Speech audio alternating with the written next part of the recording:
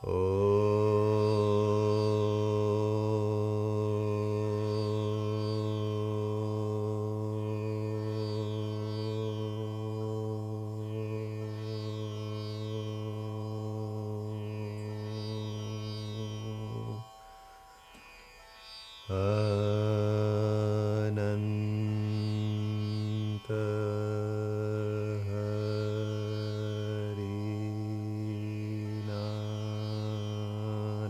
Kong was kind of a bolt out of the blue in some sense, completely unplanned.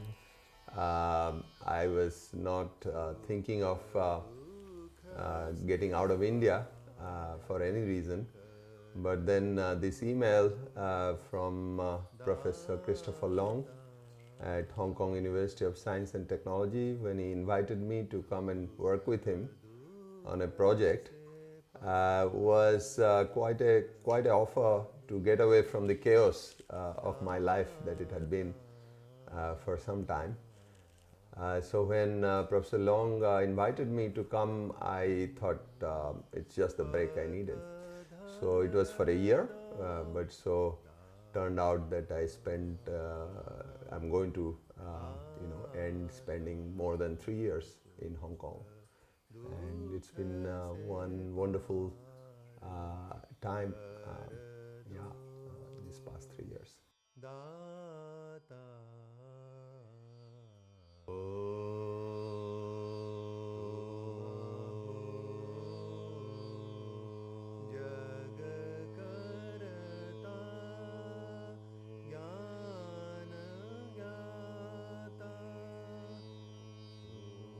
Hong Kong is completely different to where I came from, and of course I was very keen to come to Hong Kong because both my professor at University of Michigan, who was my PhD thesis advisor, supervisor, and his student who is here at Hong Kong University of Science and Technology, who invited me, both are obviously Hong Kongers, and I was greatly impressed, of course, by their academic work, research work, and as the persons they were.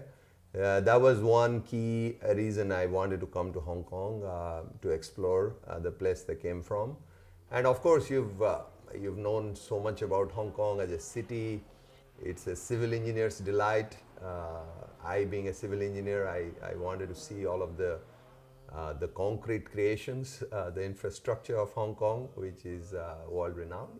So so with all of those expectations and anticipation, I came to Hong Kong and found it more in some ways than what I had imagined, and different in many ways to what I had imagined. One significant way was to find all the natural beauty that's preserved in Hong Kong. I was very surprised to find 70% or more of Hong Kong's land is actually reserved natural forest and hills and lakes and so on. And that's an aspect that most people probably don't think of when they think of Hong Kong, because they think of the island with all its skyscrapers and metro rail and all of these other facilities and so on. So that's been a great delight and a great discovery for me, in Hong Kong. But then the people, the work culture, so many aspects, the food, the research environment, the university. There's just so much to learn, and so much that was different from India. So it's been a great exposure, great experience in Hong Kong. Yeah, the university has been a great place to work, and it's one of the top universities in the world.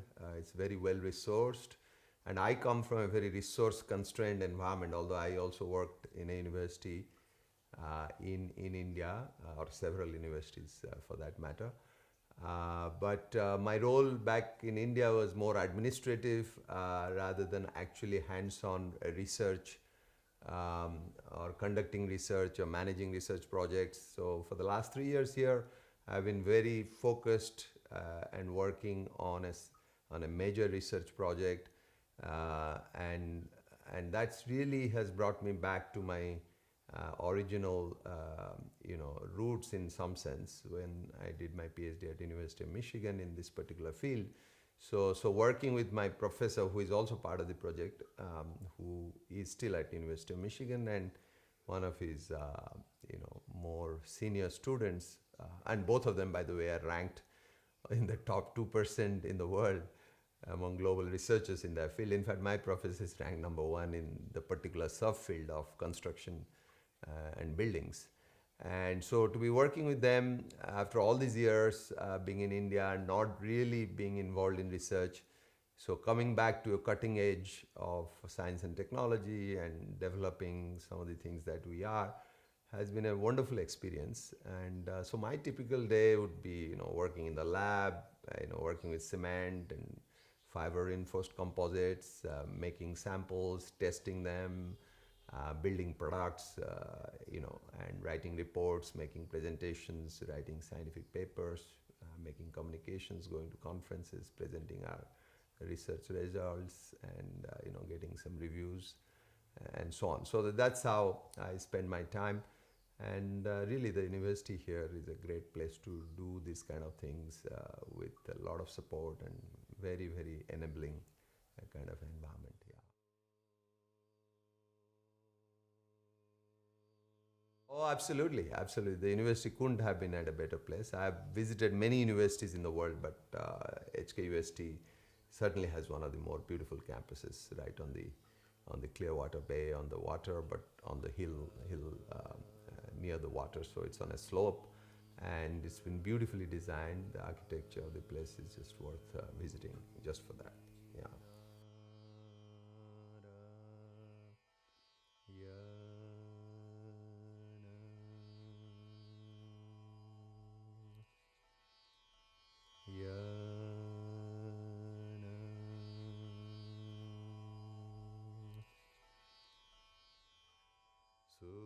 Well, I spent my first year living close by to the campus in a campus accommodation. That was nice. It's walking distance to the lab, to my office, and so it was very effective, very productive. But after 1 year, I had to give up that accommodation. When I started looking for an alternative accommodation, I had the choice of maybe staying in Hanghao or staying in the Taiposai, a village near the campus. But my one visit to Sai Country Park with the research group to do a trek up to the Sharp Peak had really made me almost fall in love with the natural beauty of this area. So when I had to change accommodation, I started looking for a place to live somewhere here, and I found, luckily, through Airbnb, not only a great place in the house of Tiffany and Federico, but wonderful people to stay with. And so that's been a major highlight. Away from work, I come back to a house which is beautifully maintained, beautifully decorated, and with great people. We have great evening meals together, and we've just become very fast friends. And as you know, Tiffany and Federico have visited our family in India in between. So it's become much more than just staying with them as a guest. So my morning starts with a nice walk. We are right on the water with hills and forests nearby. So beautiful fresh air to breathe, and lovely walks. And weekends are full of, used to be long treks before, and of last few months since the start of the pandemic, two things that have added to my multifarious interests and activities has been bicycling with Federico, and picking up bit of singing with a guru who is in India. But he's been wonderful in allowing me to practice my otherwise tone deaf music after a long time. This is a long pending desire. So I have to thank this whole setting, the house, my hosts, for this beautiful experience.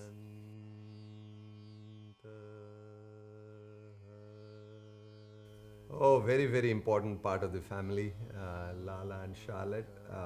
Earlier, when my wife Babita and Anish were here, they also fell in love with them. Uh, they are great examples, great stress busters. They are unconditional friends. They're always there for you to play with, to pet them, to and there's such a contrast to humans, of course, in the way animals as they are, dogs particularly, tend to be so attached to you and give back unconditionally. And they lack all the human frailties that the emotional trappings and all the issues that we have in human friendships, which is amazing thing. But I never had the opportunity before to know or have a four-legged friend like I have had in the last 2 years. So there are many things that I observe that make you wonder. Um, you know, how perceptive the animals can be, how playful, obviously joyful they are, how easily they can be joyful, how content with their life they are, and how much they give without complaining, without expecting anything in return. So those are things I take away and really, um, you know, and I have to just thank them for the beautiful time. They're a very big part of this. Yeah.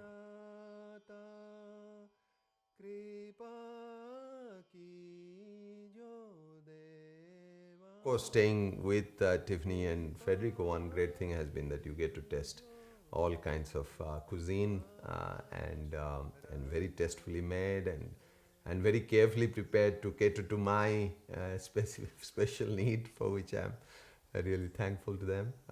Very grateful. Chinese food, of course, there's so many different types of cuisines. On my visits to China, I also tried many different cuisines, from the very hot Sichuan style to the Cantonese dim sums and so on. And they're lovely. I mean, they're just as good as any other cuisine. I like Mexican food, I like Italian food, I like, obviously, Indian food is my staple. But being in Hong Kong, Chinese food has been a great revelation.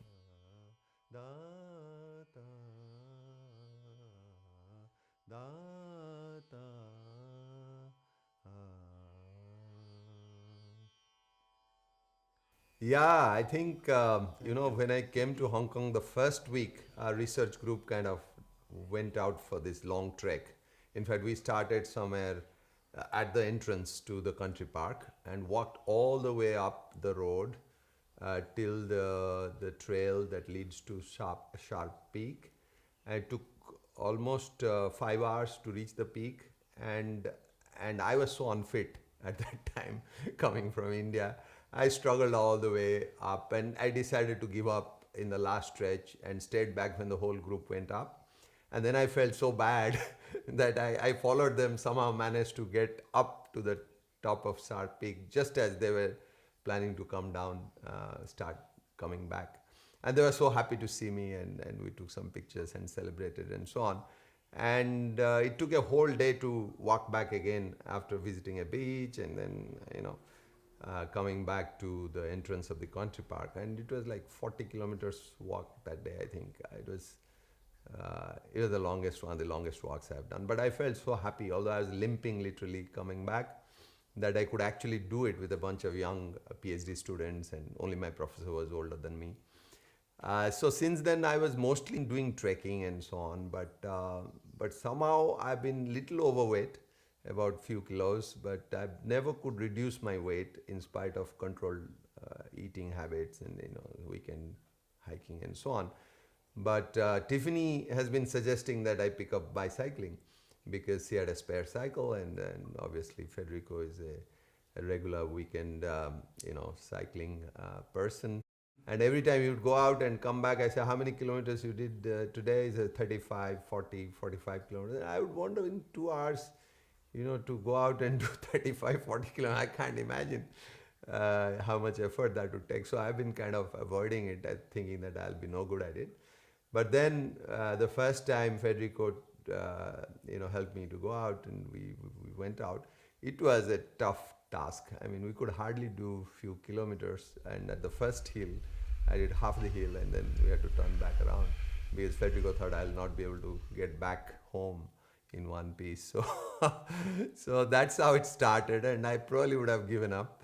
But then somehow I persisted, and we went out again the next weekend and the next weekend, and every time I would go a little further and get back home. So it took about 4 or 5 weekends before we could do the first hill all the way and go to the other side and so on. And within a couple of months, I think we were doing the full circuit, going to East Ham and coming back and going to Wangshek Pier and coming back home, which is around 35, 40 kilometers. And it's never felt better in terms of being in good physical shape and having my stamina back. And so I could say I feel like 40 again or younger perhaps, and I've lost few kilos of weight. But that apart, I mean, this whole circuit is so beautiful, and you've seen it, and the water, the hills, the forest, the fresh air early in the morning. So it's just one big part of the weekend that I look forward to, and I'll really miss that the most probably when I go back to India. But I plan to obviously keep cycling, but I'm not sure I'll find as scenic a route anywhere near where I live in India. So that's the bicycling experience for me. कृपा कीजो देवा कृपा कीजो देवा रख समता सुख दुख से पार कर दो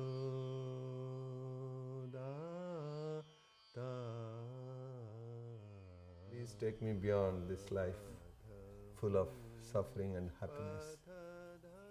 I'm in the wrong path. You are the right path. Take me on that path. Isn't it beautiful?